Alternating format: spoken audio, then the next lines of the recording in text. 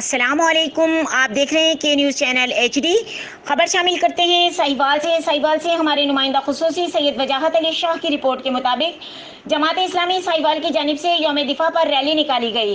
Rally मरकजी दफ्तर साहिवाल से निकाली गई, जिसमें चौधरी इकरामुल हक, रहमतुल्लाह भट्टू, आसिफ कंबो, नबीद जट, तैयब बलोच और AD चौधरी ने शिरकत की।